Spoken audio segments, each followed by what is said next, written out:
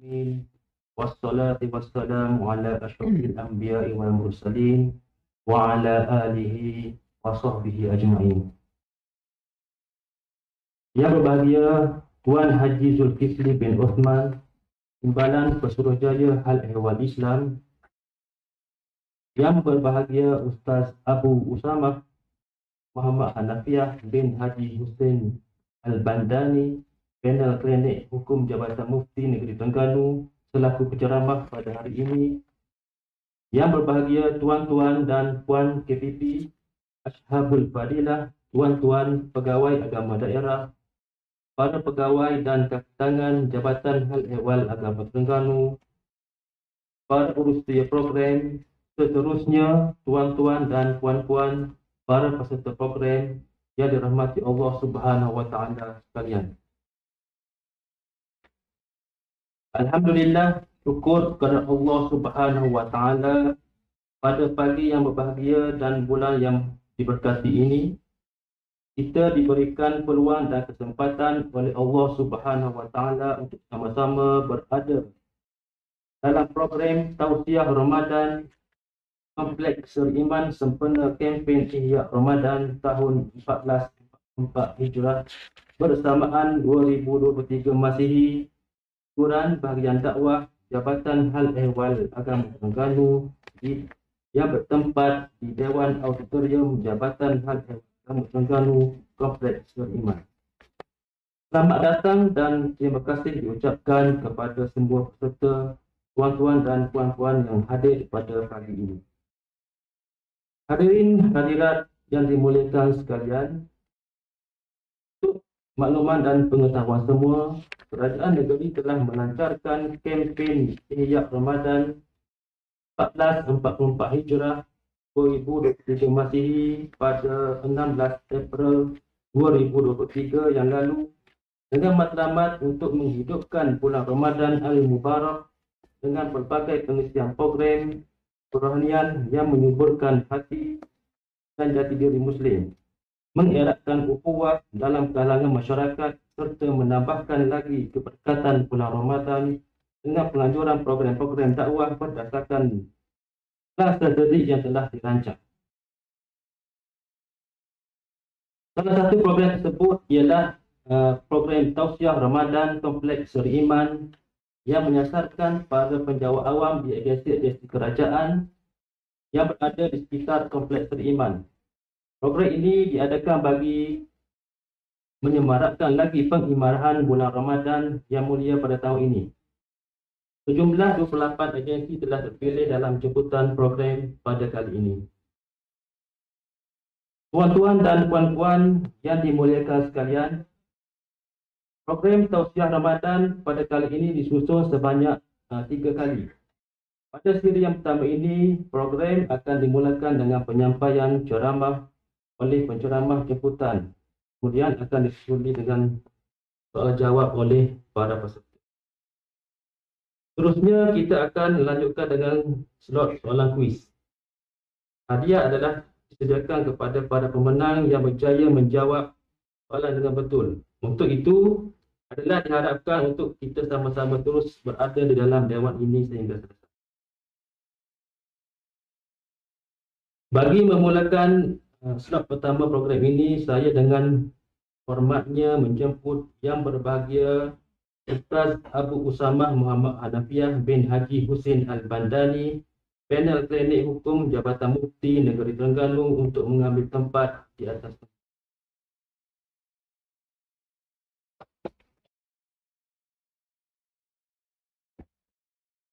Sebelum saya memberi laluan kepada yang beri Ustaz untuk memulakan syarahan, suka untuk saya bacakan pengenalan profil yang beri Ustaz secara ringkas. Nama Ustaz Muhammad Hanafiah bin Hussein berumur 41. Berasal Kelantan dan sekarang ini menetap di Kemaman, Terengganu. Kerjaan Mudir Pusat Pengajian Islam Bukit Hijau, Masih. Sumbangan dalam bidang pengajaraan masyarakat di Klinik Hukum Jabatan Mufti Negeri Terengganu, tenaga pengajar kelas Tafakuh Bidin baik daerah Dungun dan Kemaman, naib pengurusi Persatuan Asatizah Negeri Terengganu, seorang ulama muda yang aktif menyampaikan ilmu agama antara penduduk negeri.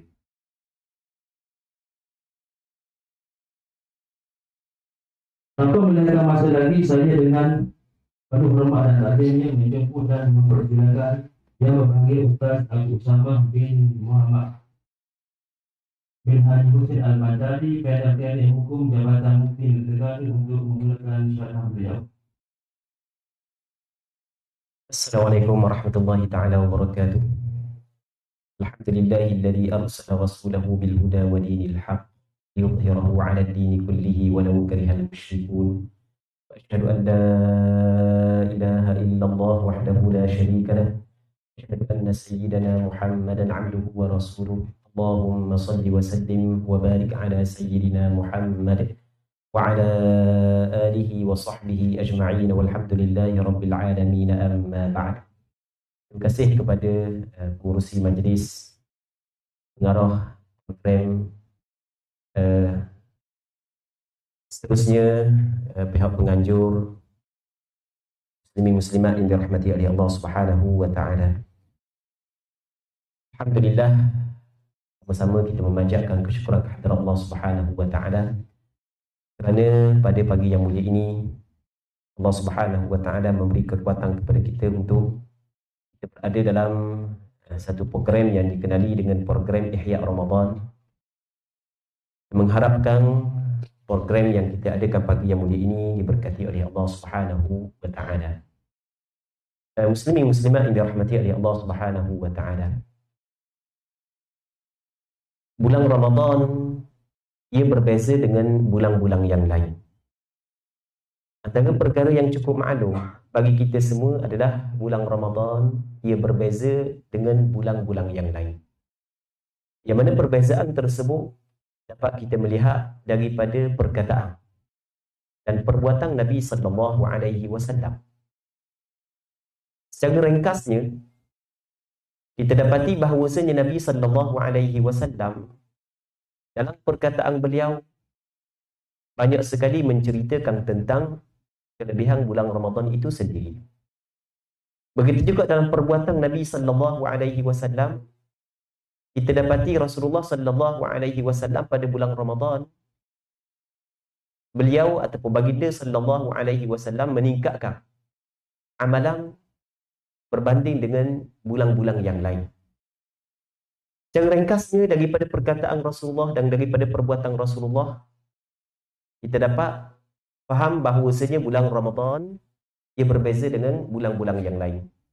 Dan antara kesilapan yang berlaku di dalam masyarakat kita adalah mereka tidak meletakkan di dalam hati tentang kemuliaan bulan Ramadan sebelum tiba bulan Ramadan, sehinggakan ketika mereka berada pada bulan Ramadan. Muslimin muslimat yang dirahmati oleh Allah Subhanahu wa taala. Bulan Ramadan, ada di dalam bulan Ramadan ibadat-ibadat yang diwajibkan kepada hamba Allah Subhanahu wa taala. Dan kalau kita tengok kebanyakan yang dilakukan oleh Rasulullah pada bulan Ramadan, yang Rasul tingkatkan amalan dalam bulan Ramadan, ia bukan benda yang diwajibkan, bukan perkara yang disunatkan sahaja. Jadi kalau kita tengok pada bulan Ramadan dengan bulan-bulan yang lain, pada bulan Ramadan ibadat yang diwajibkan adalah melakukan ibadat puasa bagi orang yang wajib berpuasa. Orang yang tidak wajib berpuasa tidak diwajibkan berpuasa.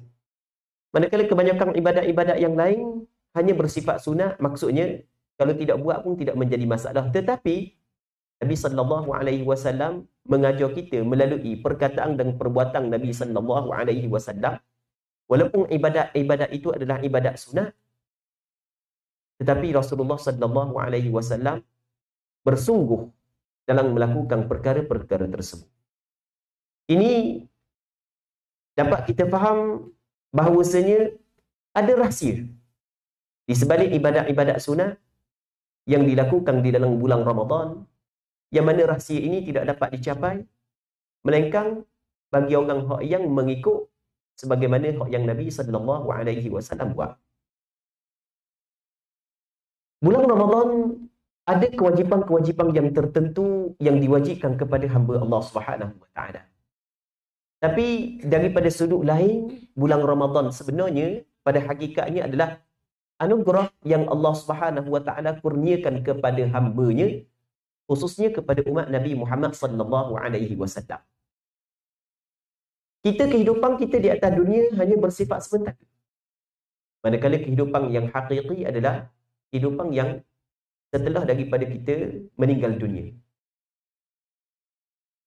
Setelah daripada kita kembali kepada negeri akhirat, maka ada dua tempat sahaja yang menjadi tempat kediaman hamba-hamba Allah Subhanahu wa taala. Yang pertamanya syurga bagi mereka yang berjumpa dengan Allah Subhanahu wa taala dengan membawa hati yang selamat. Yang keduanya adalah neraka bagi orang yang mengingkari perintah Allah Subhanahu wa taala. Dalam ayat Al-Quran Allah Subhanahu wa taala berfirman, kullu nafsin dha'iqatul maut wa innama tuwaffawna ujurakum yawmal qiyamah faman zuhziha 'anil nari wa udkhilal jannata faqad faz wa mal hayatud dunya illa mata'ul ghurur. Allah Subhanahu wa taala berfirman, setiap yang bernyawa pasti akan merasai mati.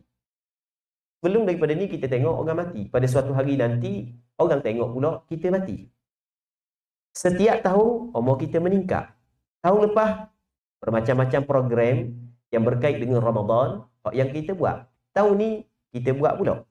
Cuma perbezaannya tahun lepas umur kita muda sikit. Tahun ni tua lagi. Dan setiap tahun kita lebih dekat kepada kematian. Jadi apabila kita mati, benda Allah Subhanahu wa taala sebut wa innama tuwaffawna ujurakum yaumal qiyamah. Allah Subhanahu wa taala akan menyempurnakan ganjaran-ganjaran kamu pada hari kiamat. Orang yang betul-betul berjaya adalah faman zuhziha 'anil nar wa udkhilal jannata faqad faz. Sesiapa yang dijauhkan dia daripada neraka Allah dan didekatkan dia kepada syurga Allah, orang ini sebenarnya adalah orang yang berjaya.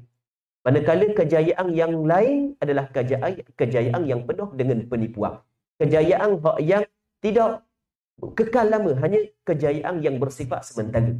Allah Subhanahu wa taala penghujung ayat ni Allah Subhanahu wa taala berfirman, "Wa mal hayatud dunya illa mata'ul ghurur." Tidak adalah kehidupan dunia melainkan keseronokan yang penuh dengan tipu daya kepada orang yang mengecapinya. Muslimin muslimat yang dirahmati oleh Allah Subhanahu wa taala. Daripada ayat yang kita baca, antara benda yang kita dapat faham daripada ayat ini, Allah Subhanahu wa taala menyebut orang yang betul-betul berjaya adalah orang yang dapat menyelamatkan diri dia daripada neraka Allah dan dapat mencapai syurga Allah. Faman zuhziha 'anil nari wa udkhilal jannata faqad faz. Manakala kejayaan yang selain daripada perkara tersebut, semuanya adalah kejayaan yang palsu. Kejayaan yang hakiki adalah seseorang itu dapat mencapai syurga Allah Subhanahu wa taala. Syurga ini adalah barangan yang cukup mahal, bukan barangan murah. Dalam sebuah hadis yang dikeluarkan oleh Imam Tirmizi dalam kitab Sunan beliau, kata Nabi sallallahu alaihi wasallam, "Man khafa adlaj wa man adlaja balagal manzil, ala inna sil'atallahi ghaliyah, ala inna sil'atallahil jannah." Sesiapa yang takut ketika dia bermusafir, mungkin dia akan disambung dan seumpamanya, maka dia akan adlaj, dia akan berjalan pada awal malam. Wa man adlaja balagal manzil, sesiapa yang berjalan pada awal malam, maka dia akan sampai kepada kediaman yang dia selamat daripada bermacam-macam musuh. Kata Nabi sallallahu alaihi wasallam pada penghujung hadis, ketahuilah sesungguhnya barangan Allah cukup mahal. Dan sesungguhnya barangan Allah Subhanahu wa taala itu adalah syurga Allah Subhanahu wa taala. Syurga Allah taala adalah barangan yang cukup mahal. Kalau kita peniaga, barangan kita barangan mahal, kita tidak akan jual dengan harga yang murah, kita akan jual dengan harga yang mahal. Manakala pembeli, kalau dia nak dapat benda yang mahal, mesti dia kena mengeluarkan perbelanjaan yang banyak. Untuk mengeluarkan perbelanjaan yang banyak, mesti perlu kepada bekerja keras untuk mendapat duit, barulah boleh beli. Kalau sekiranya malah cara tidur je pagi, Kerja pun tak, nak beli barang mahal, hak tu angang-angang, pasti tidak akan berjaya sama sekali. Orang yang ingin mendapat barangan yang mahal, mesti dia kena berusaha yang lebih, barulah dia dapat. Kalau tidak, maka tidak mungkin dapat sama sekali. Jadi syurga Allah adalah barangan yang mahal. Orang yang mendapat syurga Allah Subhanahu Wa Taala sahaja adalah orang yang berjaya. Benda yang kita dapat faham, bermaknanya orang yang betul-betul ingin mendapat kejayaan, mesti dia kena berusaha keras dengan melakukan amalan-amalan yang dijadikan bayaran untuk mendapat barangan yang mahal yang dimiliki oleh Allah Subhanahu Wa Taala, iaitu syurga Allah Subhanahu Wa Taala. Ketika Allah Subhanahu Wa Taala menceritakan tentang kewajipan ibadat berpuasa pada bulan Ramadan, yang mana dalam Al-Quran, kalau kita baca ayat yang menceritakan tentang ibadat puasa, cukup uniknya, permulaan ayat Allah Ta'ala kata la'allakum tattaqun, penghujung ayat Allah Subhanahu Wa Taala kata la'allahum yattaqun. Permulaan ayat yang Allah Ta'ala menceritakan tentang ibadat puasa, ya ayyuhalladzina amanu kutiba alaikumus siyamu kama kutiba alal ladzina min qablikum la'allakum tattaqun. Diwajibkan kepada kamu berpuasa sebagaimana diwajibkan kepada umat-umat yang sebelum daripada kamu, supaya kamu bertakwa. Okey, itu permulaan ayat puasa. Penghujung ayat puasa, uhilla lakum lailatas siyami rafatu ila nisaikum hunna libasukum wa antum libasul lahun. Pada penghujung ayat, kadzalika yubayyinullahu ayatihi lin-nasi la'allahum yattaqun. Supaya mereka itu bertakwa. Permulaan ayat puasa supaya kamu bertakwa. Penghujung ayat puasa supaya mereka itu bertakwa. Maka kata ulama, apa yang dapat difahami daripada ayat ini bahawasanya ibadat puasa adalah suatu ibadat yang cukup kuat membantu hamba untuk melahirkan sifat takwa. Dalam ayat yang lain pula, Allah Subhanahu Wa Taala menceritakan syurga ini disiapkan kepada mereka yang bertakwa. Sebagai contoh, Allah Subhanahu Wa Taala berfirman, innal muttaqina fi jannatin wa na'im. Sesungguhnya orang yang bertakwa berada dalam syurga dan nikmat daripada Allah Subhanahu Wa Taala. Ayat yang lain Allah Ta'ala kata uiddat lil muttaqin. Syurga ini disiapkan kepada orang yang bertakwa. Jadi benda yang kita dapat faham daripada kesemua ayat yang Abu cerita tadi, syurga adalah barangan yang cukup mahal. Ibadat puasa adalah suatu ibadat yang kuat melahirkan hamba Allah Subhanahu Wa Taala yang bertakwa. Orang yang bertakwa, tempat dia adalah syurga Allah Subhanahu Wa Taala. Maka daripada yang Abu cerita tadi, kita dapat faham bahawasanya puasa ni bukan semata-mata bebanan, bahkan ia adalah anugerah daripada Allah Subhanahu Wa Taala kepada hamba-Nya, yang mana apabila hamba melakukan ibadat puasa tersebut dengan sempurna, maka dia akan dapat mencapai barangan Allah Subhanahu Wa Taala yang cukup mahal, iaitu syurga Allah Subhanahu Wa Taala. Muslimin muslimat yang dirahmati oleh Allah Subhanahu Wa Taala. Dalam bulan Ramadan, kita yang penting sebenarnya dalam bulan Ramadan adalah kita meningkatkan amalan-amalan kebaikan yang Allah Subhanahu Wa Taala perintahkan kepada kita. Sama ada amalan yang melibatkan kewajipan ataupun amalan-amalan sunnah. Begitu juga dituntut kepada kita pada bulan Ramadan adalah kita mengurangkan kejahatan dan maksiat. Kerana di sana ada pandangan sebahagian daripada ulama, di samping bulan Ramadan dilipat gandakan amalan kebaikan, juga pada bulan Ramadan digandakan juga kejahatan. Jadi di sana ada sebahagian daripada ulama berpandangan bulan Ramadan digandakan juga kejahatan. Ini pandangan sebahagian daripada sahabat Rasulullah, antaranya adalah Abdullah bin Abbas radhiyallahu taala anhuma. Walaupun dalam masalah ni ada perbincangan di kalangan ulama. Jadi di samping kita meningkatkan amalan kebaikan, amalan-amalan hak yang tidak baik kita tinggalkan. Hak tu sebenarnya hak yang penting ketika kita berada pada bulan Ramadan. Kalau kita tengok tuntutan dalam bulan Ramadan, dia ada hak yang wajib, ada hak yang sunat. Hak yang wajib antaranya adalah puasa pada bulan Ramadan. Hak tu adalah hak yang diwajibkan. Bagi orang hak yang berpuasa, pastinya ada ganjaran yang besar yang Allah Subhanahu Wa Taala bagi kepada dia. Dan ganjaran yang besar itu disebut oleh Nabi sallallahu alaihi wasallam dalam beberapa hadis. Antaranya kata Nabi sallallahu alaihi wasallam, hadis yang cukup masyhur, kata Rasulullah, "Man shama Ramadhana imanan wa ihtisaban, ghufira lahu ma taqaddama min dhanbi."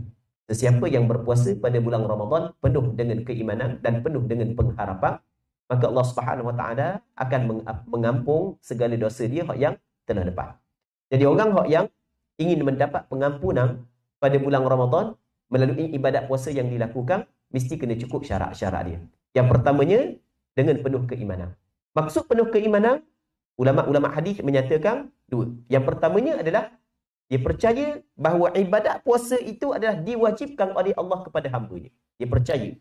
Dia meyakini ketika dia melakukan ibadat puasa, sebenarnya ibadat puasa ini Allah Ta'ala yang telah mengfardukan kepada hamba-Nya. Yang keduanya adalah dia percaya tentang besarnya ganjaran pahala yang Allah Subhanahu Wa Ta'ala akan bagi kepada orang yang mengerjakan ibadat puasa. Yang kedua, dia mengharapkan daripada Allah Subhanahu Wa Ta'ala ganjaran tersebut. Maksudnya biar ada keikhlasan dalam hati dalam melakukan ibadat puasa. Kalau sekiranya tidak ada keikhlasan, maka tidak ada ganjaran daripada Allah Subhanahu Wa Ta'ala. Orang yang ingin amalan puasa dia diterima oleh Allah Subhanahu Wa Ta'ala, syarat yang paling besar sekali, syarat yang paling utama sekali adalah dia kena bekerja untuk Allah Subhanahu Wa Ta'ala, bukan bekerja untuk manusia. Ada orang dia berpuasa bukan kerana Allah Subhanahu Wa Ta'ala, tapi kerana malu. Tua dah lah ni. Jadi ada anak, ada cucu pandai puasa belaka, main dokki dok puasa, jeng, malu kan anak cucu. Okey, kerana tu je. Kerana mungkin ikut orang-orang pakat puasa belaka, dia puasa. Ada hak yang malu, ada ikut orang. Jadi itu semuanya amalan bukan kerana Allah Subhanahu Wa Ta'ala. Pastinya amalan tersebut tidak diterima oleh Allah Subhanahu Wa Ta'ala. Kerana Nabi sallallahu alaihi wasallam bersabda dalam sebuah hadis, "Innallaha la yaqbalu minal amali illa ma kana lahu khalisa wa batughiya bihi wajhuhu." Allah Ta'ala tidak menerima daripada amalan yang dilakukan oleh hamba, melainkan amalan tersebut betul-betul kerana Allah Subhanahu Wa Ta'ala.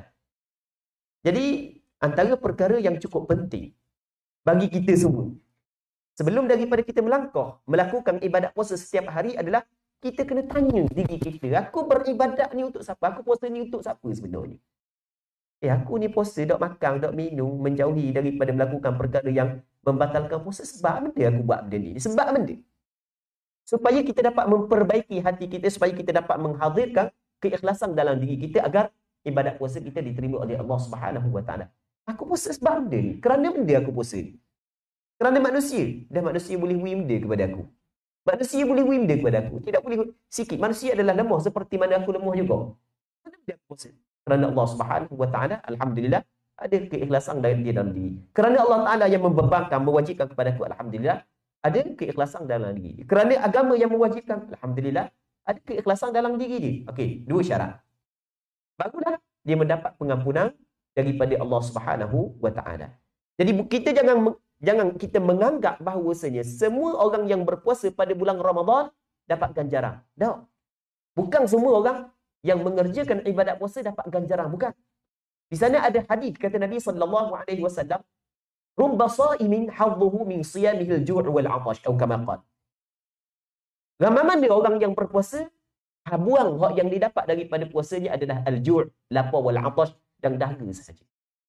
Jadi Nabi sallallahu alaihi wasallam jelas menyebut dalam beberapa hadis tentang di sana ada syarat-syarat yang perlu dipenuhi bagi orang yang ingin ibadat puasa diterima oleh Allah Subhanahu Wa Ta'ala. Nabi sallallahu alaihi wasallam menyebut tentang di sana ada golongan yang diterima oleh Allah Subhanahu Wa Ta'ala ibadat puasa dia. Di sana ada golongan yang tidak diterima oleh Allah Subhanahu Wa Ta'ala dalam melakukan ibadat puasa ini. Ketika kita melakukan ibadat puasa, kita kena bimbang perkara ini kerana keputusan bukan hari ni. Kalau keputusan hari ni, lepas daripada kita puasa tu ambil keputusan, oh, berjaya, hak ni gagal, mungkin kita boleh baiki esok. Tapi keputusan bukan hari ni. Keputusan ketika mana tidak mampu lagi untuk kita memperbaiki kekurangan yang pernah kita lakukan. Keputusan bukan hari ni. Keputusan di negeri akhirat nanti. Dalam sebuah hadis qudsi, Nabi sallallahu alaihi wasallam bersabda, Allah Subhanahu Wa Ta'ala berfirman, hadis dikeluarkan oleh Imam Muslim dalam kitab sahih beliau. Allah Ta'ala kata, "Ya ibadi, wahai hamba-hambaku, innama hiya a'malukum." Ni semuanya adalah amalan-amalan kamu. Uhsiha lakum, aku hitungkan untuk kamu. Jadi Allah Subhanahu Wa Ta'ala hitungkan amalan-amalan tersebut untuk kita. Faman wajada khairan falyahmadillah. Wa man wajada ghaira dhalika fala yalumanna illa nafsah. Sesiapa yang mendapati kebaikan di dalam amalan dia, maka dia hendaklah dia memuji Allah Subhanahu Wa Ta'ala. Tetapi sesiapa yang mendapati sebaliknya, maka dia tidak boleh mencela melainkan dirinya sendiri. Cuma keputusan kita bukan tahu di atas dunia. Keputusan Kita tahu di negeri akhirat nanti ketika kita tidak mampu lagi untuk memperbaiki kekurangan-kekurangan yang ada, yang pernah kita lakukan sebelum daripada ini. Jadi apabila kita dengar tentang pembahagian-pembahagian yang seperti ini, perlu kita kena letak perasaan bimbang di dalam hati kita. Supaya kita dapat memperbaiki. Dengan perasaan bimbang tersebut, kita dapat memperbaiki kebaikan-kebaikan yang kita buat. Sebab di sana ada orang yang melakukan ibadat puasa diterima oleh Allah. Di sana ada yang tidak diterima oleh Allah Subhanahu Wa Taala. Sudah pastinya kita nak termasuk dalam golongan yang diterima oleh Allah Subhanahu Wa Taala. Okey, bagaimanakah caranya? Caranya telah disebut oleh Nabi sallallahu alaihi wasallam. Yang pertamanya adalah kita kena percaya tentang kewajipan ibadat puasa itu sendiri, tentang ganjaran pahala, dan kita mengharapkan ganjaran pahala ibadat puasa kita daripada Allah Subhanahu Wa Taala, bukan daripada manusia. Muslimin muslimat yang dirahmati oleh Allah Subhanahu Wa Taala. Antara ibadat yang khusus yang dilakukan pada bulan Ramadan selain daripada puasa.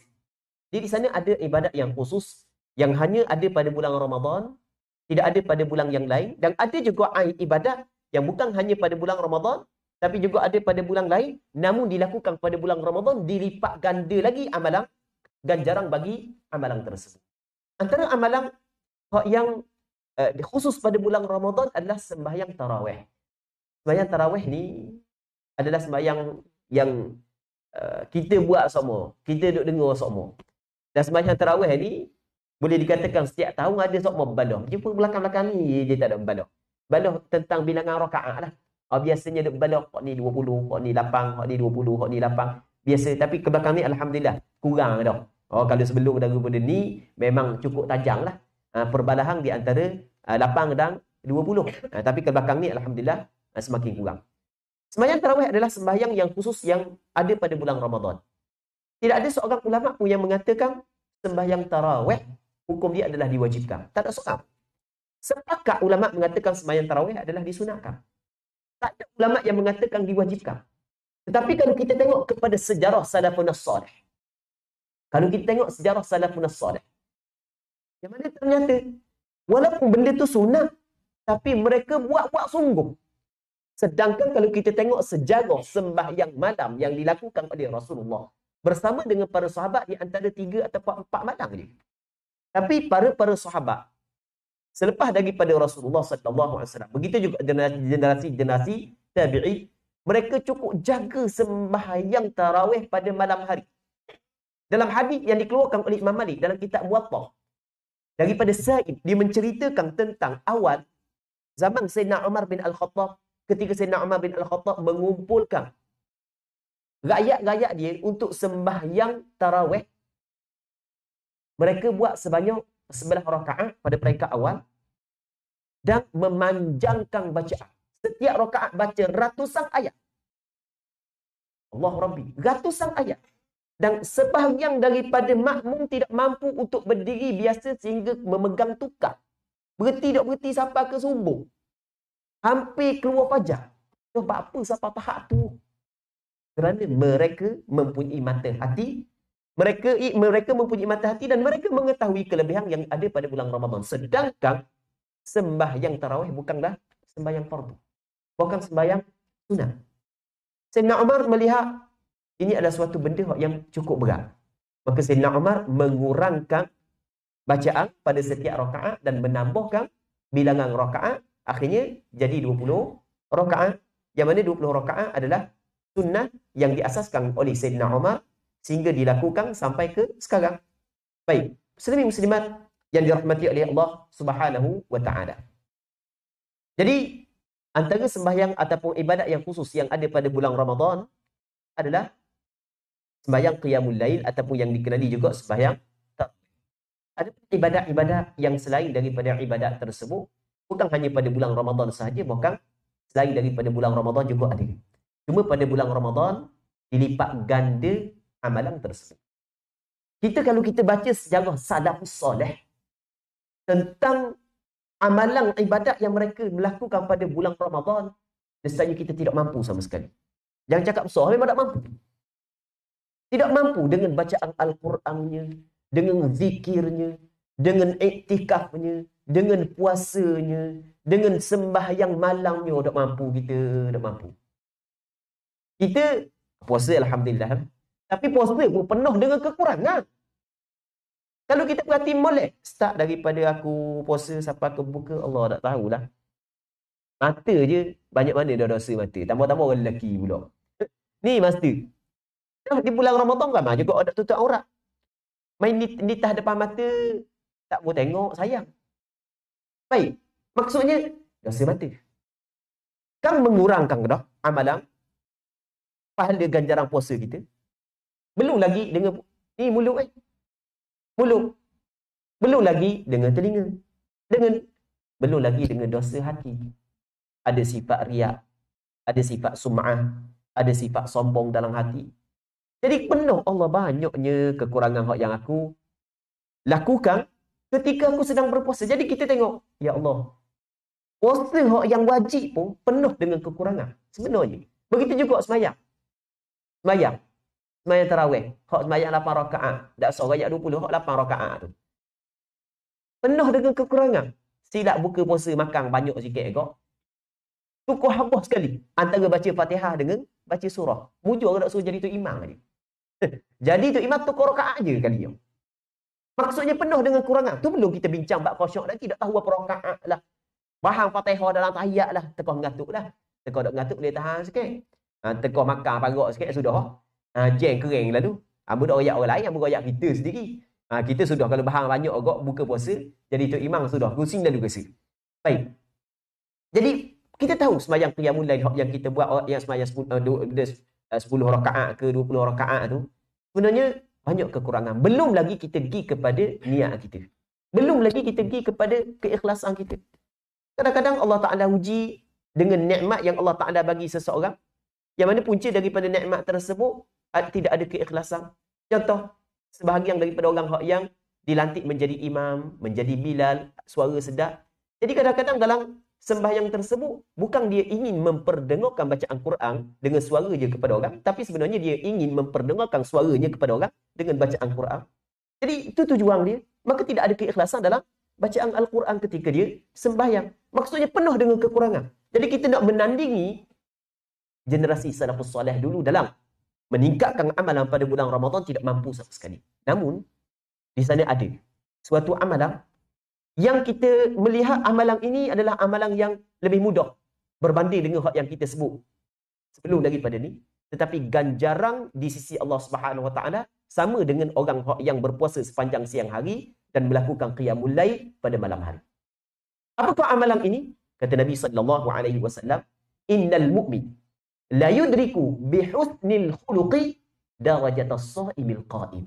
Sesungguhnya orang beriman, kata Rasulullah, orang beriman dengan akhlaknya yang baik, dengan akhlaknya yang mulia, dia dapat mendapati, dia dapat mencapai darjat orang yang sentiasa berpuasa dan orang yang sentiasa melakukan qiyamul lail. Dia hanya melakukan suatu amalan ini, maka kedudukan dia, darjat dia di sisi Allah Subhanahu Wa Taala sama dengan orang yang melakukan qiyamul lail sepanjang malam. Begitu juga orang yang sentiasa menjaga ibadat puasa dengan sempurna. Soalannya, apakah yang dinamakan sebagai husnul khuluq, akhlak yang baik? Muslimin muslimat yang dirahmati oleh Allah Subhanahu Wa Taala. Akhlak yang baik, sebagaimana yang disebut oleh sebahagian daripada ulama, antaranya Hasan Al-Basri, adalah terdiri daripada 3 asas. Akhlak yang baik adalah terdiri daripada 3 asas. Yang pertamanya adalah dia menahan diri dia daripada menyakiti pihak yang lain. Itu akhlak yang baik. Yang pertama, dia menahan diri dia daripada menyakiti pihak yang lain. Sama ada dengan perkataan ataupun dengan perbuatan. Jadi kita, macam sebab yang berkata tadi, Allahu Rabbi, kalau kita baca, ada setengah kita sembahyang tarawih 23 rakaat, bangun pula sembahyang tahajud, rasa banyak dah. Juzuk sehari baca Quran, rasa banyak dah. Istighfar pula sebelum daripada subuh, rasa banyak dah. Tapi lepas daripada kita baca amalan ibadat yang dilakukan salafus soleh dulu, Allahu Rabbi, langit bumi lagi jauh. Langit bumi lagi jauh. Mereka terlalu banyak lagi lakukan ibadat pada bulan Ramadan. Tapi ada ibadat yang kecil hak yang kita cerita tadi. Sebenarnya benda ni lebih mudah berbanding dengan hak yang pertama tadi. Iaitu kita berakhlak dengan akhlak yang mulia panjang kita berada pada bulan Ramadan. Yang pertama, akhlak yang mulia adalah kita tidak menyakiti pihak yang lain dengan perkataan dan perbuatan kita. Orang Islam yang sebenar, kata Nabi SAW adalah al-muslimu man salima al-muslimuna bil lisanihi wa yadihi. Orang Islam yang sempurna, yang sebenarnya adalah orang Islam yang orang Islam lain selamat daripada kejahatan mulut dia dan perbuatan dia. Jadi kita jaga mulut kita daripada menyakiti pihak yang lain. Ada sebahagian daripada kita, mulut dia lengsa. Dia mai kata ke orang, ngegeng-geng dia gurau, orang Terengganu kata gurau bodoh. Ni biasa orang Terengganu kan kata gurau tak pernah reti mana gurau bodoh. Jadi dalam gurauan saat ni siapa mengguriskan hati orang lain. Kalau luar Ramadan tu sok modah, dalam bulan Ramadan pun sama juga. Belang-belang perut lapar pun sama juga. Ada perkataan-perkataan dia, gurauan dia, sindiran kepada teman-teman dia, sahabat-sahabat dia, kawan-kawan dia sampai mengguriskan hati. Okey, jauhkan perkara tersebut. Sama juga perbuatan-perbuatan kita. Kita kena jaga. Okey, itu yang pertama. Yang keduanya adalah kita suka memberi apa hak yang kita miliki kepada orang yang memerlukan. Okey, yang pertama, kita tidak menyakiti pihak yang lain. Yang keduanya, kita suka memberi benda hak yang ada pada diri kita kepada pihak yang lain. Sama ada daripada sudut tenaga, daripada sudut idea, daripada sudut harta dan lain-lain.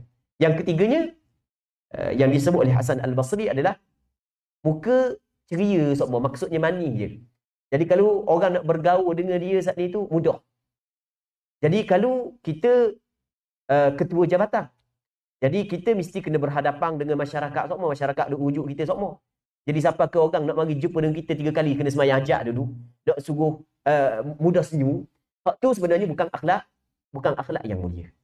Jadi akhlak yang mulia sebagaimana hak yang disebut oleh sebahagian daripada ulama, dia terdiri daripada 3 asas. Yang pertamanya adalah kita menahan diri kita daripada menyakiti pihak yang lain. Yang keduanya adalah kita beri benda hak yang ada pada diri kita kepada orang lain. Yang ketiganya adalah sentiasa berwajah ceria apabila kita bermuamalah, kita berurusan dengan orang lain. Muslimin muslimat yang dirahmati oleh Allah Subhanahu wa taala. Kadang-kadang kita tengok ibadat puasa kita pada hari ini penuh dengan kekurangan. Kan kalau orang mikirlah, ada orang jenis suka muhasabah diri dia. Ada orang suka muhasabah, Allah parok aku hari ni. Parok puasa aku kering dah hari ni. Nanti nyawu-nyawu ikan dah. Sebab dia melihat kepada maksiat yang dilakukan. Namun di sana masih lagi ada peluang untuk dia memperbaiki kesalahan tersebut. Yang pertamanya adalah dia bertaubat kepada Allah Subhanahu wa taala. Yang keduanya, kata Nabi sallallahu alaihi wasallam dalam sebuah hadis, man fattara sha'iman. Sesiapa yang memberi makan kepada orang yang berpuasa saat waktu berbuka, dia bagi makanan untuk orang berpuasa saat itu berbuka. Kata Rasulullah, kana lahu mithlu ajri shaim. Dia akan mendapat ganjaran seperti orang yang berpuasa. Jadi kita kadang-kadang puasa kita penuh dengan kekurangan. Puhing puasa kita. Nak harap dapat sempurna dak. Okey, kita bertaubat kepada Allah di atas kesilapan kita. Yang keduanya, kalau nak dapat pula ganjaran pahala puasa, antara caranya adalah kita buat makanan. Ataupun ada sebahagian daripada masjid, alhamdulillah masjid di tempat kita memang cukup pemurah. Jadi dia menghidangkan juadah berbuka puasa kepada ahli qaryah. Jadi kita masuk sekali dalam memberi ahli qaryah menghidangkan juadah berbuka puasa kepada ahli qaryah. Sebab Nabi sallallahu alaihi wasallam menyebut dalam sebuah hadis ni, sesiapa yang memberi makan kepada orang yang berpuasa ketika waktu berbuka, bagi makan makanan untuk berbuka lah, maka dia dapat ganjaran seumpama orang yang berpuasa. Jadi bagi. Jadi kita tengok ada orang yang puasa dia nampak pada zahir jauh lebih sempurna daripada kita. Jadi kita bagi buah tamar ke, ataupun kita bagi air sikit ke. Kalau tak beri banyak pun, beri banyak sikit, bagi nasi untuk dia berbuka puasa, agar kita juga mendapat ganjaran pahala penuh puasa pada hari tersebut. Muslimin muslimat yang dirahmati oleh Allah Subhanahu wa taala. Kita Kita apa dok tanya nak berhenti pukul berapa, sampai pukul berapa ni. Sebab abang tengok dalam ni, dalam apa ada sesi soal jawab kan. Kita sesi soal jawab start pukul berapa? 10.45. Jadi panjang lagi ni. Panjang lagi, kamu kena boleh cakap panjang lagi ya. Baik. Kita di sana ada benda tadi bab masalah berbuka puasa. Okey. Dalam antara peluang kepada ibu bapa. Ni di antara peluang yang Allah Subhanahu Wa Taala kurniakan kepada ibu bapa. Kita sebagai ayah, kita menyediakan perbelanjaan untuk keluarga kita berbuka puasa, sebenarnya ada ganjaran pahala. Sama juga orang puang, Allah Subhanahu Wa Taala bagi kepada dia peluang untuk menghidangkan makanan kepada keluarga dia untuk berbuka puasa. Sebenarnya ada ganjaran. Tapi ada selagi yang perlu kita kena ingat, untuk kita mendapat ganjaran yang sebagaimana Allah Subhanahu Wa Taala sebut tadi, yang sebagaimana Rasulullah sebut, mesti kita kena jaga syarat-syarat dia. Jangan kita melakukan perkara yang membatalkan pahala amalan kita. Kadang-kadang orang puang ni comel dah, hidang makanan pun semua sekali kepada keluarga, comel dah tu. Tapi oleh kerana lapar ni tak diseleh sikit. Jadi apabila seleh tadi tu, mulut kau sudah tak diseleh sikit. Jadi apabila kita bersedekah dengan tenaga kita ke, dengan makanan kita ke, kepada orang yang berbuka puasa, sama ada orang lain ataupun keluarga kita, jangan kita membatalkan pahala ibadat kita tersebut, ibadat sedekah kita tersebut dengan al-manni wal adha. Ni benda yang Allah Ta'ala sebut dalam Quran. Jangan kamu membatalkan pahala sedekah kamu bil manni wal adha, dengan al-man, ungkitan, al-adha dan menyakiti. Yalah, anak kecil-kecil pula. Jadi tok lelaki balik kerja saat ni tu suruh jaga anak, dok main headset. Kita nak masak. Allah tu gak orang puang gak. Sudah dah. Sungguh ada sebahagian orang puang gitu. Bukan sebahagian, boleh dikatakan hampir 100% gitu kali dia. Orang lelaki kawan ni baru balik kerja kan. Mula ada nak tengok headset apa sekali. Dah atas kereta saat ni macam-macam dah. Orang WhatsApp, orang telefon, sampai rumah baru nak tu. Anak kecil, catat wek, duduk di rumah. Bini nak masuk pula. Suruh abang jaga anak, tak tahu anak faham mana. Dalam bilik mandi seorang, dalam tandas seorang, pak tanah seorang, tak ada pakai paper pula. Bini duduk dapur. Sudahlah bini jadi rimah selalu dah. Jadi akhirnya keluar daripada mulut al-manni wal adha. Maka tanpa disedari, benda tersebut membatalkan sedekah dia. Jadi ini di antara perkara yang perlu kita kena jaga. Maksudnya, kita kena faham, orang Islam ni adalah orang yang cerdik. Hamba Allah SWT orang yang cerdik. Kita kena cari apakah ibadat-ibadat yang banyak ganjaran pahala yang Allah Ta'ala bagi kepada kita. Tapi dalam masa yang sama, kita kena tahu juga apakah yang membatalkan pahala ibadat tersebut untuk kita jauhi perkara itu. Takut kita lelah-lelah saja, tiba-tiba tak dapat benda. Kita ingat comel dah. Ada comel dah. Tapi dalam masa yang sama, kita tidak sedar ada benda-benda yang kita buat sampai ke terbatal pahala ibadat puasa yang kita lakukan. Muslimin-muslimat yang dirahmati oleh Allah Subhanahu wa Ta'ala. Antara sunnah Nabi sallallahu alaihi wasallam yang ada ganjaran yang besar, bukan hanya pada bulan Ramadan sahaja, tapi bulan selain daripada Ramadan. Tetapi pada bulan Ramadan sudah pastinya dilipat ganda amalan ini. Ganjaran dia adalah kita sembahyang berjemaah di masjid. Lepas daripada sembahyang berjemaah di masjid, kita berada dalam masjid sehingga naik matahari dan kita sembahyang sebanyak 2 rakaat. Jadi orang yang buat 3 perkara ini ada ganjaran yang besar yang disebut oleh Nabi sallallahu alaihi wasallam. Dalam sebuah hadis kata Rasulullah sallallahu alaihi wasallam, "Man shalla subha fi jamaah." Sesiapa yang sembahyang subuh secara berjamaah. Majalasa fi musallah. Kemudian dia duduk pada tempat sembahyangnya. Dia sembahyang masjid macam masjid lah. Atau kalau dia sembahyang rumah bersama dengan keluarga dia, okey, duduk rumah lah. Lepas tu ataupun dia sembahyang surga dah. Yang mana dia duduk pada tempat sembahyang dia, yadhkurullaha hatta tatlu'a asy-syams. Berzikir kepada Allah, baca Quran. Ambil kesempatan lepas daripada sembahyang subuh, baca Quran sebelum lagi pergi kerja, ataupun beristighfar, banyak enggak dosa, ataupun bertasbih, bertakbir, macam-macam zikir yang boleh kita buat Kata Rasulullah sallallahu alaihi wasallam, hatta tatlu'a asy-syams, sehingga terbit matahari. Kita lebih kurang ni 70 minit, tak tahu terbit berapa hari, dah ingat dah berapa minit. Okey. Sehingga terbit matahari. Kita buat perkara tersebut daripada sembahyang subuh. Lepas tu kata Rasulullah, thumma shalla raka'atain. Kemudian dia sembahyang sebanyak 2 rakaat. Kana lahu mislu ajri hajjatin wa umratin tammatin tammah. Dia dapat seumpama ganjaran satu haji dan satu umrah yang sempurna. 3 kali Rasul kata sempurna. Sempurna di Sabah. Maksudnya ganjaran ibadat haji dengan umrah yang sempurna didapat. Wah, tu ganjaran. Haji tak ni, Allah, bukan murah haji ni. Nak buat haji ni. Kalau tak ada pitih, banyak tak nak buat haji ni. Kalau pergi dengan swasta tak tahu, 70,000 tak cukup pergi berkali. Tu pun 70,000 tahun lepas ramai mana hak dekat di KLIA. Hak dekat di KLIA tu 70,000 dah. Baik, kalau pergi mungkin pergi dengan tabung haji, murah sikit. Murah sikit. Tapi murah pun 150 tahun kalau daftar hari ni. 150 tahun kalau pergi daftar hari ni. Baik. Jadi lambatlah sikit boleh pergi dengan tabung haji. Kalau pergi dengan swasta banyak mana. Tapi orang yang melakukan 3 perkara tersebut, sembahyang subuh secara berjemaah, lepas tu duduk pada tempat sembahyang, menyebut Allah Subhanahu Wa Taala, baca Al-Quran, berzikir sampai matahari naik terbit naik matahari, naik segala, lepas tu dia sembahyang 2 rakaat, maka dia dapat ganjaran seperti mengerjakan haji dan umrah yang sempurna. Tapi bukan semua orang boleh buat gitu. Ada orang ada anak lepas daripada sembahyang subuh kena pergi hantar anak sekolah.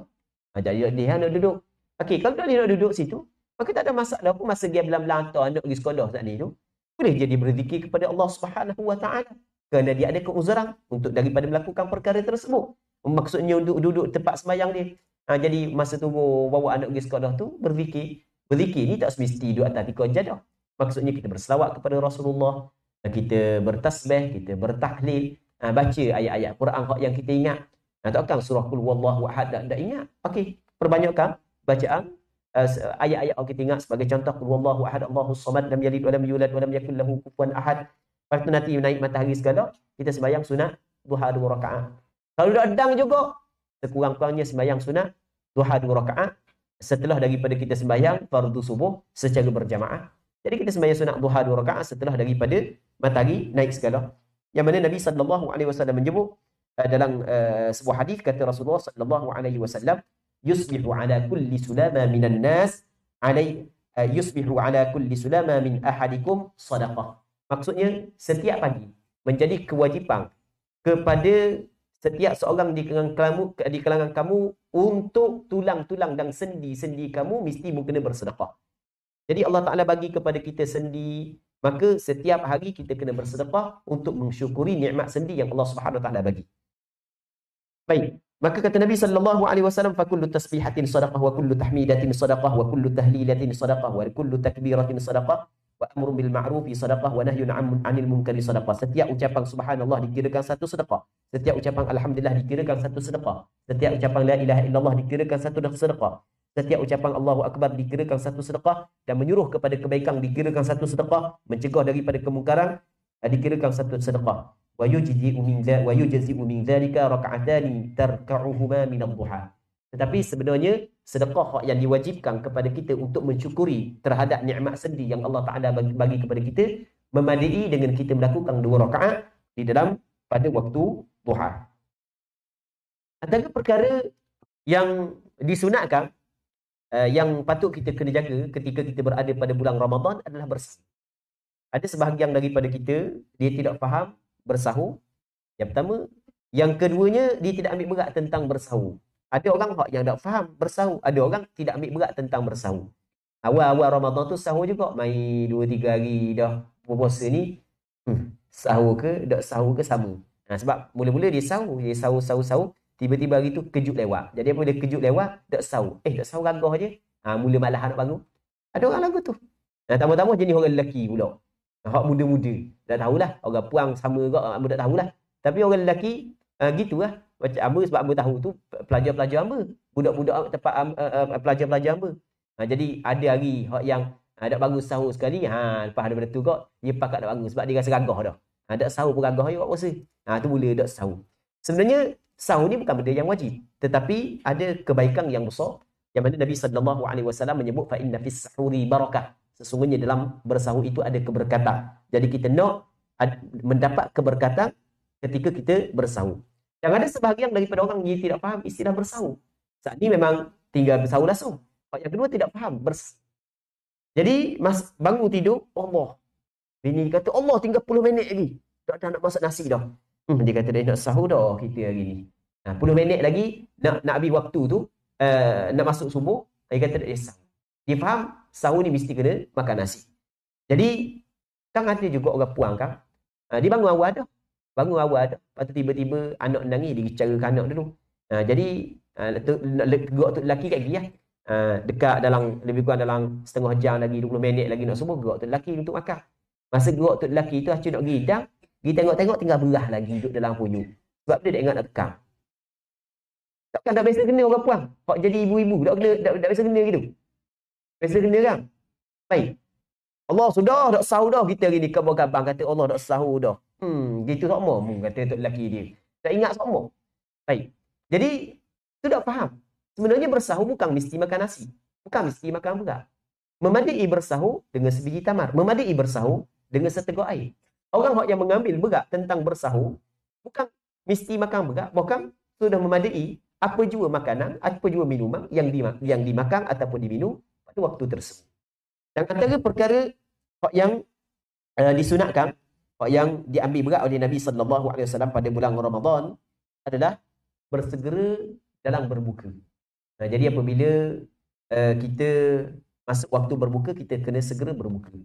Biasanya kita, alhamdulillah, dalam masyarakat kita ramai hak yang masuk je bunyi je orang bang, buka. Kadang-kadang tak ada bang pergi bahan dah. Kadang-kadang untuk bila silap bang pun bahan dah. Kadang-kadang. Jadi bab buka ni memang tak ada masalah, tak ada isu lah. Mereka sebahagian daripada orang puang. Ada sebahagian daripada orang puang oleh kerana sibuk dengan duduk cara kepada anak, cara kepada tok lelaki ni, tidak cara ke buka dia.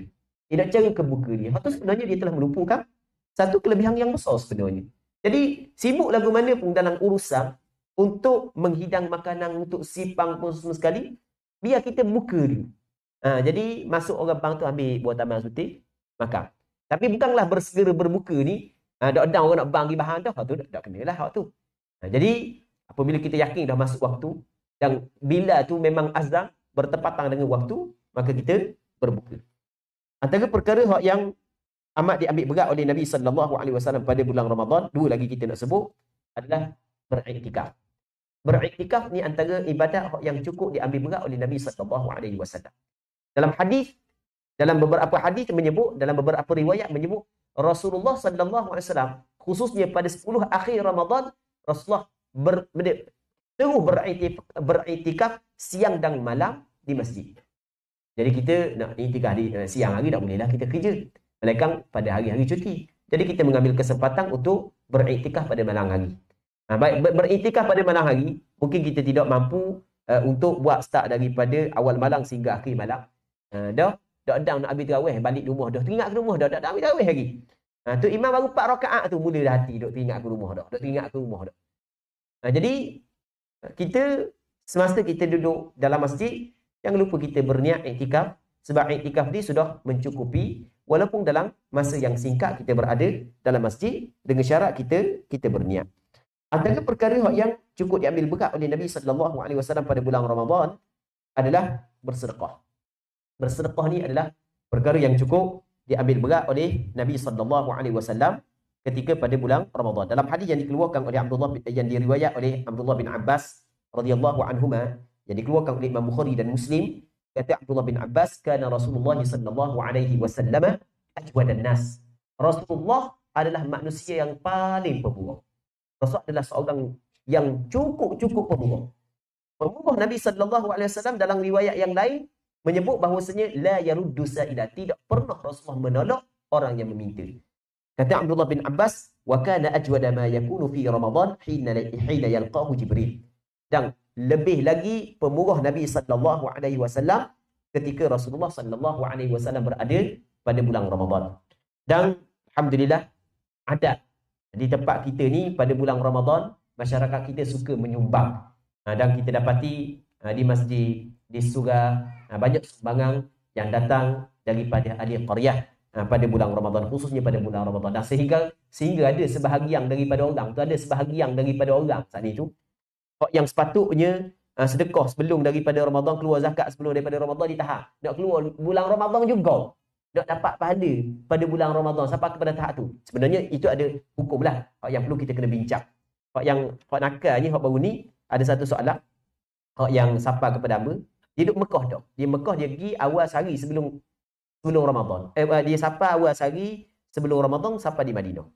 Jadi daripada Madinah nak pergi ke Mekah, sapa Bir Ali, ada ahli jemaah dia tak mau niat.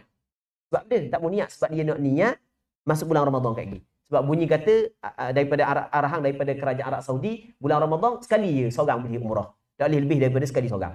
Jadi dia kata kalau aku niat awal Ramadan, jadi tak dapat pula pahala umrah pada bulan Ramadan. Pahala umrah pada bulan Ramadan. Jadi masuk sampai Bir Ali saat ni tu, dia tak mau niat. Nanti sampai Mekah dia nak tubik ke Tan'im, baru dia nak niat. Baik. Hamba kata tak boleh buat lagu tu. Tak boleh sebab kita mesti apabila melalui miqat, mesti kita kena berniat kerana kita qasad untuk mengerjakan ibadat umrah. Dan hak yang nakalnya, siapa daripada Mekah saat ni tu, hamba tengah tidurnya telefon. 5-6 kalinya telefon. Atau WhatsApp, hamba kata penting sangat kau orang ni. Hamba tak tahu hidup Mekah, dia tanya benda tu. Ingat tanya hukum je. Rupanya hidup Mekah. Maksudnya hamba nak ceritanya, ada sebahagian daripada kita saat ni tu pada bulan Ramadan, oleh kerana dia tahu kelebihan, siapa ke ibadat-ibadat hak yang sepatutnya dibuat pada luar bulan Ramadan pun dia tangguh untuk buat pada bulan Ramadan. Antaranya adalah sedekah. Jadi alhamdulillah lah, di tempat kita, di antara adat hak yang masih lagi hidup sampai ke sekarang adalah bersedekah pada bulan Ramadan. Baik. Jadi hamba rasa untuk sesi yang pertama di sini dulu, dan kita mengharapkan apa yang kita bincang ada manfaatnya dan ada keberkatannya. Semoga Allah Subhanahu wa taala mengampuni segala kesilapan dan kesalahan kita. Semoga Allah Subhanahu wa taala menerima ibadat-ibadat kita yang penuh dengan kekurangan dengan limpah kurniaan dan rahmat daripada Allah Subhanahu wa taala. Allah Subhanahu wa taala a'la wa a'lam. Sallallahu ala sayyidina Muhammad wa ala alihi wa sahbihi ajma'in. Walhamdulillahi rabbil alamin.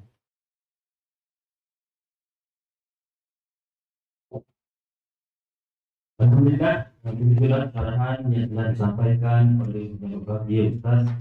Mudah-mudahan kita semua dapat mengutip budi-budi mutiara yang berharga yang disampaikan tadi untuk dihadam seterusnya diamalkan. Sesungguhnya bulan Ramadan adalah satu titik batu loncatan yang paling sesuai dan kebaikan ini.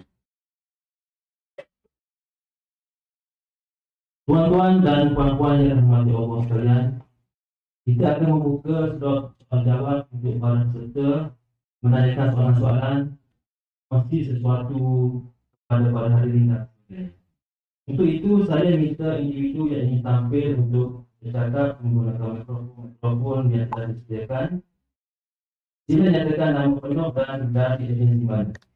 Diminta para usia bersedia untuk membantu.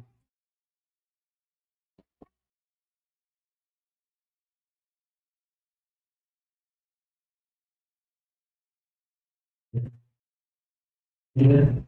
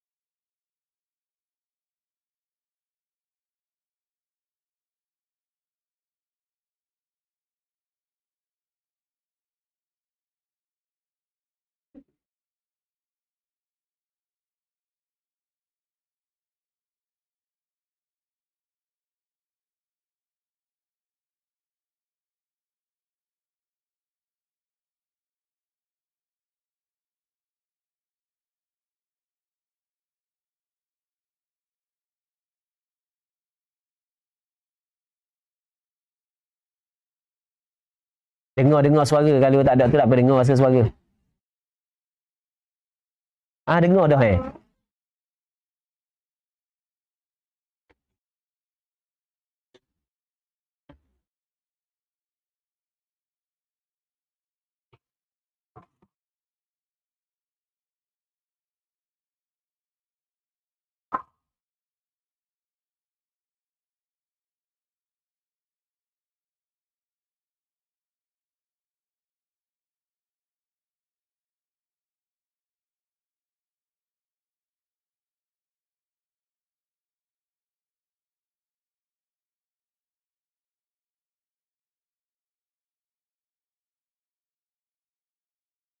Assalamualaikum warahmatullahi. Terima kasih Ustaz. Saya Waalaikumsalam dari Malaysia. Untuk sikit panduan bulannya lah berkaitan dengan soalan yang sama kaitan dengan kesehatan. Kedudukan yang pertama, pemakaian inhaler bagi orang yang lelah. Ini kata panduan ulangan. Yang kedua, berkaitan dengan orang sakit jantung pula. Hubung ubat bawah lidah. Yang ketiga, berkaitan dengan keperluan masuk air. Yang keempat, masuk darah. Biasa dah betul, tapi nak apa? Panduan ulangan saja. Benda-benda begini pada masyarakat boleh sama ya kamu. Jadi kita pakai tengok yang jelas hari ini kita orang banyak mengasih. Assalamualaikum. Berkenaan dengan penggunaan inhaler. Bagi orang yang berpenyakit asma atau penyakit lelah, adakah ia membatalkan puasa atau tidak? Okey. Sebelum daripada kita menceritakan ia membatalkan puasa ataupun tidak, aku nak cerita dulu penggunaan inhaler bagi orang yang berpenyakit lelah ketika diperlukan adalah dibolehkan. Boleh kita guna inhaler pada siang hari Ramadan ketika diperlukan. Jadi kalau orang tu penyakit lelah, penyakit asma, ketika dia sedang berpuasa, datang penyakit lelah dia, datang penyakit asma dia, maka dia nak guna inhaler, boleh ke tak? Hukum dia dibolehkan. Tak ada orang kata tak boleh. Okey, ni satu. Jadi boleh guna inhaler bagi penyakit lelah pada siang hari Ramadan ketika diperlukan. Kalau tak perlu, tak payahlah. Kalau tak perlu, kita balik rumah toki kita, tengok inhaler toki kita tak ada benda, kita guna. Itu tak boleh. Ni ketika diperlukan. Ketika diperlukan, dibolehkan. Okey, itu jelas. Cuma tinggal lagi persoalan, adakah penggunaan inhaler ia membatalkan puasa ataupun tidak? Sebab lain. Bab boleh digunakan satu, bab membatalkan puasa satu. Dua perkara yang berbeza. Jangan pula silap faham. Yang pertama, boleh digunakan ketika diperlukan tanpa ada khilaf di kalangan ulama fiqh. Cuma penggunaan inhaler adakah ia membatalkan puasa ataupun tidak? Jawapannya, masalah ni masalah yang berlaku perselisihan di kalangan ulama fiqh. Ulama fiqh kontemporari, ulama fiqh masa kini berbeza pandangan adakah ia membatalkan puasa ataupun tidak. Kita buat contoh dalam negara kita. Kita buat contoh di dalam negara kita. Dalam negara kita, kalau kita tengok fatwa daripada JAKIM, dulu, batal puasa. Fatwa daripada JAKIM. Sama juga fatwa daripada Jabatan Mufti sebahagian daripada negeri. Sebagai contoh, Jabatan Mufti Negeri Johor. Batal puasa. Namun ada sebahagian daripada Jabatan Mufti mengatakan tak batal puasa. Sebagai contoh, Jabatan Mufti Wilayah Persekutuan. Dia kata tak batal puasa. Okey, hak ni dalam negara kita. Sama juga pandangan ulama-ulama besar dunia sekarang ni. Sebagai contoh, Syekh Wahbah Az-Zuhaili, seorang ulama besar daripada negara Syria, memilih pandangan yang mengatakan batal puasa. Dr. Nuhul Qudah, bekas Mufti Jordan dulu, juga memilih pandangan batal puasa. Syekh Taqi Uthmani, seorang ulama besar, memilih pandangan batal puasa. Namun di sana ada sebahagian besar ulama masa kini kata tidak batal puasa. Baik. Okey. Jadi kita faham adakah batal puasa ataupun tidak, ia adalah perkara yang berlaku perbezaan pandangan di kalangan ulama masa kini. Cuma oleh kerana mazhab yang diamalkan di tempat kita adalah mazhab Imam Syafi'i, maka hamba lebih cenderung kepada kaedah ataupun hukum yang bertepatan dengan kaedah pandangan mazhab Imam Syafi'i. Kalau tanya Amba lebih cenderung kepada hukum yang bertepatan dengan kaedah mazhab Imam Syafi'i. Kita dalam kaedah mazhab Imam Syafi'i adalah setiap memasukkan sesuatu ain ke dalam rongga melalui saluran yang terbuka, ia membatalkan puasa. Jadi kalau kita tengok inhaler, dia ada dua jenis inhaler. Yang pertama jenis cecair, yang keduanya jenis debu. Yang pertama jenis cecair. Cecair kita tengok semua dah sebelum daripada ni kan. Dia ada selagi jenis debu. Jenis debu Amba baru tengok dalam minggu lepas. Kebetulan program bersama dengan hospital dulu. Lepas tu dia adalah ada di bawah dua inhaler. Ada inhaler debu. Jadi tekang tu ambil debu.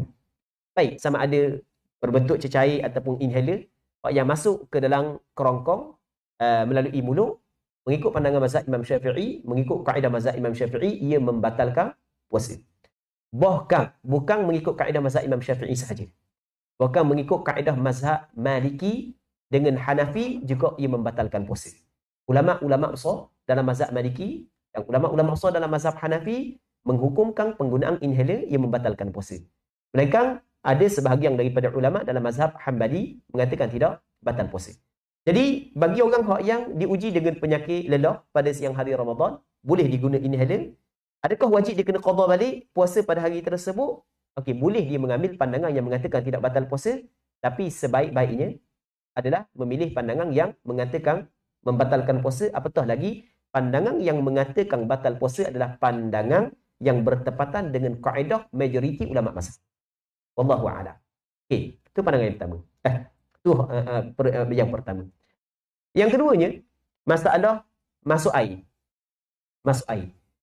Di masalah masuk air juga termasuk dalam, maksudnya soalan yang tanya itu semua masalah khilafiyah. Ada yang kata batal, ada kata tidak. Masalah yang tanya saat ni.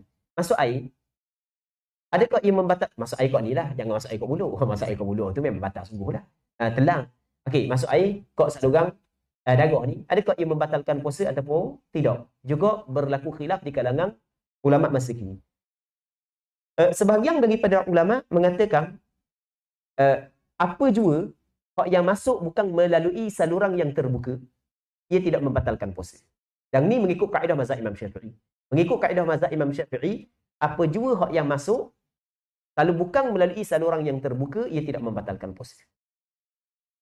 Dan ada pandangan yang kedua, apa jua yang masuk walaupun bukan melalui saluran yang terbuka, tetap batal puasa. Pula ada dua. Bawang, langit bumi. Hak yang ketiga, pandangan yang ketiga, dia kata gini, kena tengok bahan yang dimasukkan. Kalau fungsi dia seperti fungsi makanan dan minuman, dia membekalkan tenaga. Dalam kandungan yang kita masukkan saat ni itu, ada nutrisi ataupun pemakanan, maka ia membatalkan puasa. Kalau sekiranya yang kita masuk saat ni itu bukan nutrisi pemakanan, maka kita tengok cocok di mana. Kalau cocok di saluran darah, membatalkan puasa. Kalau bawah kulit ataupun dalam otak, ia tidak membatalkan puasa. Ini pandangan yang disebut yang ketiga ni adalah pandangan yang dipilih oleh seorang ulama daripada Madinah yang dikenali dengan Syekh Habib Hasan Al-Kaf dalam kitab At-Taqirat As-Sadidah. Jadi rasanya pandangan yang dia rasanya lebih dekat dengan hati. Jadi kita kena tengok yang dimasukkan saat ni. Jadi kalau masuk air ni dia membekalkan tenaga, maka ia membatalkan puasa. Kalau misalnya cocok, biasa je, yang tidak fungsi dia seperti makanan dan minuman, ia tidak membatalkan puasa. Tapi macam yang berkabur, masalah ni masalah yang berlaku perbezaan pandangan di kalangan ulama. Orang yang sakit jantung pula, dia letak ubat di bawah lidah. Kalau dia letak ubat di bawah lidah, tak ada pun ubat saat itu masuk ke dalam kerongkong, hanya menyerap. Amba tak tahu masuk dalam kerongkong ke tak. Tu kena tanya yang pihak kesihatan lah. Masuk dalam kerongkong, kalau masuk, batal puasa. Kalau tak masuk, tak batal puasa. Gitu je. Kalau misalnya letak bawah lidah, dia pun larut, lepas tu dia pun menyerap, masuk dengan air liur kita, masuk ke dalam kerongkong, ia membatalkan puasa. Kalau tidak masuk, ia tidak membatalkan puasa. Wallahu a'lam. Tu kena tanya orang hospital. Okay, ada lagi soalan lain?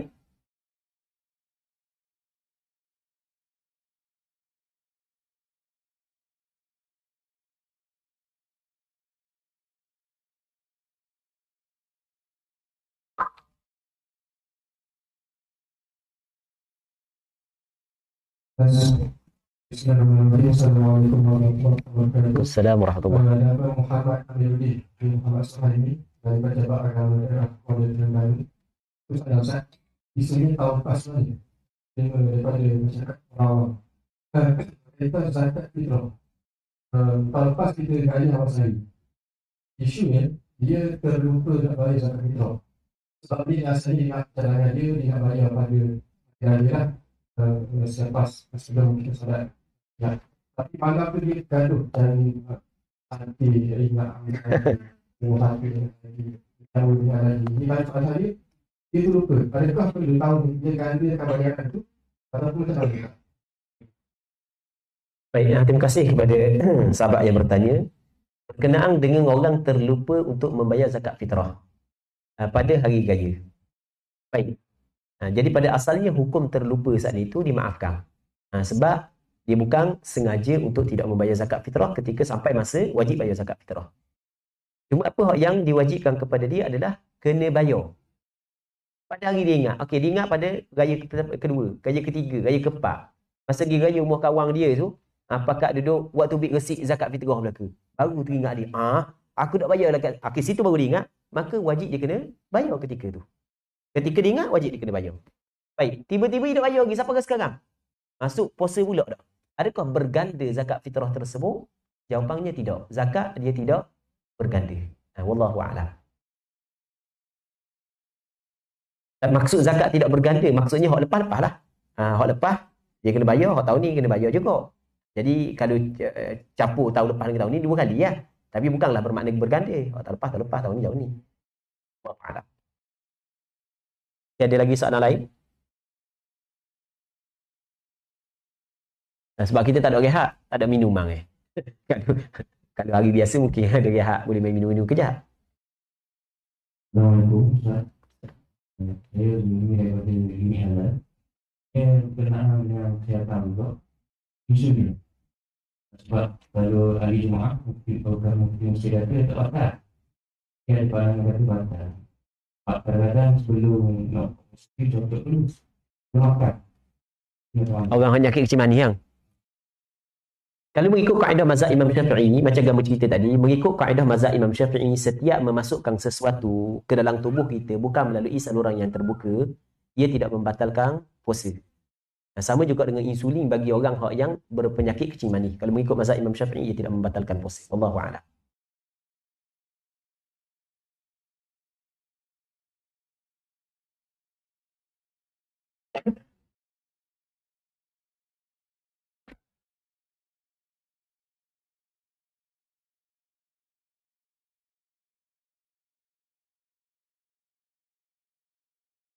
Assalamualaikum warahmatullahi wabarakatuh. Waalaikumsalam warahmatullahi wabarakatuh. Saya Ayu bin Hawim daripada pejabat yang Kuala Terengganu. Saya nak tanya tentang contoh kita nak merasa makanan kan. Contoh kita masuk dalam kuantiti yang banyak. Kita nak rasa makanan, kita cakap masing kita tahu, tapi itu mudah. Ada bagi pembatasan. Baik. Jadi kita masuk, dan kita masuk ni, kalau masuk untuk keluarga kita tak ada masalah lah. Kita nak masuk untuk orang ramai ni. Jadi mestilah kita kena makanan saat itu biar betul-betul rasa dia kan. Baik, sama juga kaum ibu. Jadi dia nak bagi makan kepada anak kecil kan. Dia masuk makanan. Jadi dia rasa lah nak uji makan kanak ni, nak rasa lagu mana untuk uji makan kanak ni. Baik, boleh ke tak? Okay. Apa yang disebut oleh ulama fiqh? Dzauqut ta'am bagi orang yang sedang berpuasa hukum dia makruh. Dzauqut ta'am ni rasa makanan, bagi orang yang sedang berpuasa hukum dia makruh, tapi dengan syarat bukan dia telan. Kalau rasa sekali dengan telan, tu jelas batal. Oh sedap telan dah dua. Tu batal. Jadi rasa semata-mata rasa, lepas tek di lidah kehek balik, hak sakit baki kita komo kehek balik, maka hukum dia makruh. Tapi makruh sekiranya tidak ada sebarang keperluan. Adapun sekiranya ada sebarang keperluan, bukan makruh, bukan hukum dia adalah harus. Yang mana dalam kitab menyebut, kitab buat contoh, antara keperluannya adalah seperti ibu rasa makanan untuk bagi makan kepada anak.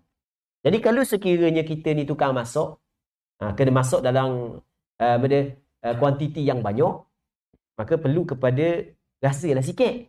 nak tahu lagu mana kecak, lagu mana pahit ke, tawar ke, masin ke, maka kita tek je di lidah, kehek balik, komo, lepas tu kehek balik, maka tidak menjadi masalah, bukan tidak makruh, bukan hukum dia adalah harus. Jadi kesimpulan, bab rasa makanan kita bagikan kepada 3 hukum. Yang pertamanya haram, rasa makanan tek sekali dengan telang, itu haram sebab batal puasa. Yang keduanya makruh, tek saja di lidah tanpa telang, lepas tu kehek balik, komo, lepas tu kehek balik ketika tidak ada sebarang hajat, tak ada keperluan benda pun. Bini kita masak balik rumah, oh sedapnya bau, oh sedap je pergi, oh sedap orang lugar nak tek sikit, nak rasa sikit, nak rasa lidah, tak ada benda pun, bukan dia masak, bini masak. Okey, itu makruh. Yang ketiganya ada keperluan, maka hukum dia adalah harus, tapi dengan syarat jangan telang. Wallahu a'lam. Ajwa sama. Ajwa ada keperluan. Ajwa sama. Mainlah ni orang viral kan, tahu hebat orang viral. Masih rebing pun orang viral. Jadi penjual saat ni masak-masak makanan, rasa orang sikit, takut masing, takut tidak, orang viral ni. Sikit-sikit viral, sikit-sikit viral. Allahu a'lam.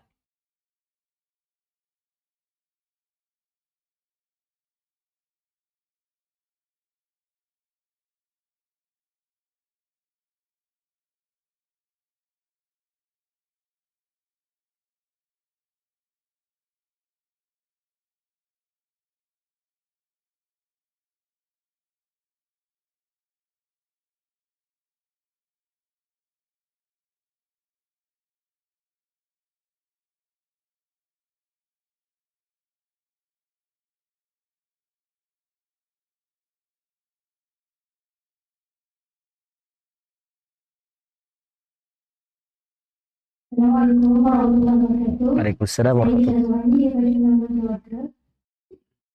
Saya nak tanya berkenaan dengan orang yang dialisis. Dia tak berkemampuan nak ganti balik. Okay, dia tak puasa. Dia mungkin dia tak mampu untuk berpuasa. Dia merasakan dia mampu untuk berpuasa lepas Ramadan tu. Tapi dia meninggal katakanlah. Jadi adakah puasa dia tu kena bayar fidyah dan waris dia pun kena ganti balik tu macam mana? Baik. Orang yang diuji dengan penyakit cuci buah pinggang lah. Orang yang diuji penyakit buah pinggang sehingga perlu kena cuci buah pinggang. Yang mana biasanya dalam yang teruk sikit dalam seminggu 3 kali cuci lah.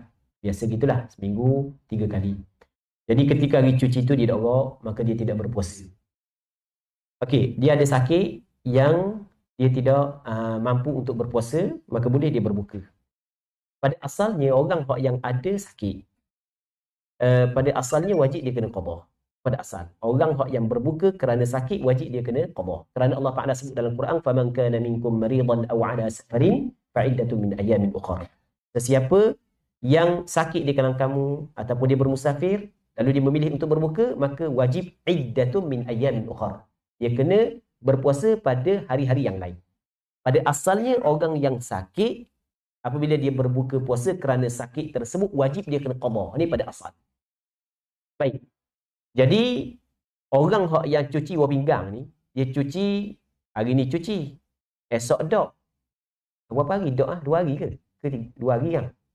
Sekejap, biar 7 hari. Biasa kan ya? Kali, 2 kali. Selang 2 hari ke selang sehari ya? Tak ingat dah apa. Tak apalah. Dalam seminggu 3 kali dia cuci. Okey. Maksudnya ada hari yang dia tak cuci. Ada hari yang dia tak cuci. Dalam waktu yang dia tak cuci tu, maknanya dia boleh berpuasa. Maksudnya ada orang yang boleh berpuasa. Kalau sekiranya dia boleh berpuasa pada hari yang dia tak cuci tu, maka wajib dia kena qada balik puasa tersebut. Tapi kalaulah dia ni memang teruk, walaupun hari tak cuci pun memang tak boleh nak qada juga. Memang tak boleh nak qada juga. Penyakit dia penyakit yang teruklah. Dan mengikut kajian mengatakan penyakit dia tidak diharapkan sembuh. Okey, apabila tidak diharapkan sembuh penyakit dia ni, maka tidak wajib lagi dia qada. Apa yang diwajibkan kepada dia adalah bayar fidyah. Okey, kita dua perkara yang berbeza.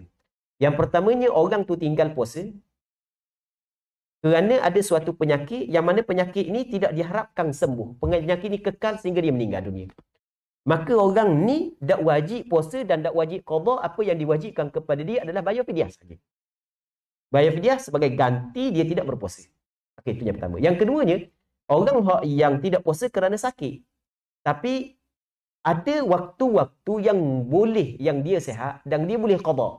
Maka orang ni wajib dia kena qada dan wajib bayar fidyah. Itu pada asal. Okey. Tiba-tiba selepas daripada Ramadan dia meninggal dunia. Okey. Sedangkan masih lagi ada qada Ramadan, dia tidak qada. Maka kita kena tengok daripada tempoh habis Ramadan lepas daripada raya pertama, ada tak waktu yang boleh dia qada? Maksudnya ada waktu dia sihat. Kalau ada waktu dia sihat, lepas tu barulah dia mati, maka wajib dia kena bayar fidyah. Kerana ada kewajipan qada puasa yang dia mampu untuk qada sebelum daripada dia mati, tiba-tiba dia tidak qada. Okey. Tetapi yang kedua, yang ketiga, lepas daripada Ramadan, sakit dia berterusan, tak ada nak qada sampai ke mati. Maka orang ni tidak wajib qada dan tidak wajib bayar fidyah. Ambil ulang sekali lagi. Ini bukan bab sakit buah pinggang saja, bukan semua jenis sakit. Okey. Benda ni adalah perbezaan cukup halus. Kalau tak faham perbezaan ni, maka akan tersilap dalam meletakkan hukum. Okey, ambil buat ulang sekali lagi. Yang pertama, kita tak sebutlah penyakit buah pinggang, kita sebut penyakit secara umum. Pada bulan Ramadan, orang ni sakit, dia tidak berpuasa. Dia tidak mampu untuk berpuasa. Okey, kita kena tengok sakit ni sakit kekal ke tak? Kalau sakit dia adalah sakit yang kekal, maksudnya sakit ni tidak diharapkan sembuh. Kalau sekali kita suruh qada pun dia tidak mampu qada. Maka tidak wajib dia berpuasa dan tidak wajib dia qada, hanya wajib dia bayar fidyah sahaja. Dia tidak bayar fidyah pada bulan Ramadan. Lepas daripada bulan Ramadan, tiba-tiba dia mati. Tetap wajib kena bayar fidyah. Kerana fidyah ini adalah fidyah sebagai ganti daripada puasa yang tidak mampu untuk dia berpuasa dan tidak wajib, dia tidak mampu untuk dia qada. Itu yang pertama. Yang kedua, dia ada sakit pada bulan Ramadan. Yang mana sakit ni diharapkan sembuh. Penyakit ni diharapkan sembuh. Jadi apabila penyakit diharapkan sembuh, maka wajib lepas daripada Ramadan dia kena qada. Lepas daripada Ramadan mesti kena qada sebab penyakit dia diharapkan sembuh. Allah Taala kata dalam Quran, "Faman kana minkum maridan aw 'ala safarin fa'iddatun min ayyamin ukhra." Cuma lepas daripada Ramadan tetap uzur sampai ke mati. Uzur dia sampai ke mati. Maksudnya tidak ada waktu yang boleh dia qada. Sebab dalam Quran Allah Taala kata iddatun min ayyamin ukhra. Mesti dia kena qada dalam bilangan hari yang lain. Tiba-tiba dia tidak sempat bilangan hari yang lain waktu untuk dia qada. Tiba-tiba dia mati. Maka orang ni tidak wajib qada dan tidak wajib bayar fidyah. Gugur fidyah daripada dia. Dua. Yang ketiga. Orang ni dia sakit pada bulan Ramadan. Dia tidak mampu untuk berpuasa, tapi penyakit dia diharapkan sembuh. Lepas daripada Ramadan, sihat. Jadi raya kedua sihat. Sebab raya pertama tu dia tengok orang pakat mari suka. Orang ni pergi piti raya, orang ni piti raya suka dia. Jadi segar raya kedua. Raya kedua segar, raya ketiga segar. Oh, segar tu pergi raya dia tu bahang habis licin. Barang-barang makan belaka dah. Qada balik masa sakit orang ni. Baik. Duduk sebentar, dalam 3 minggu lepas tu sakit pula mati. Tak ada nak qada. Okey, sedangkan ada waktu untuk dia qada sebelum daripada mati. Okey, golongan ini barulah ahli waris dia wajib kena bayar fidyah untuk dia. Kerana dia bayar fidyah kerana ada hutang puasa yang dia tidak bayar sedangkan dia telah mempunyai waktu untuk membayar hutang tersebut. Dan cuma dalam mazhab Imam Syafi'i berdiri pilihan kepada ahli waris dia di antara dua. Yang pertamanya bayar fidyah ataupun qada untuk si mati. Kerana di sana ada hadis kata Rasulullah, "Man mata wa alaihi siyamun shama anhu waliyuh." Sesiapa yang mati sedangkan masih lagi ada hutang puasa atas dia, maka hendaklah ahli keluarga dia tolong berpuasa untuk dia. Mazhab Imam Syafi'i kata boleh pilih di antara bayar fidyah ataupun tolong qada. Kalau nak qada tak perlu bayar fidyah, kalau nak bayar fidyah tak perlu qada. Pilih di antara dua. Wallahu a'lam. Rasanya jelas Baik. Ada soalan lain lagi?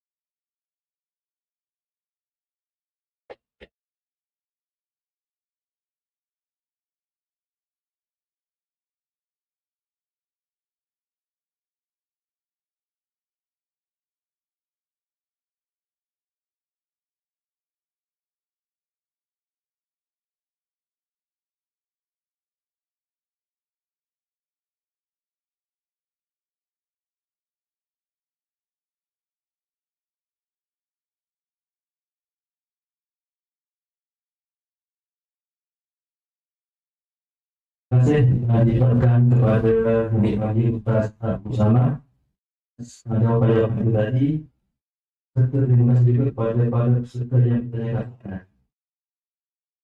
Kita akan teruskan ke slot yang seterusnya, iaitu kita jemput kepada yang berbahagia Ustaz Abu Sama untuk turun.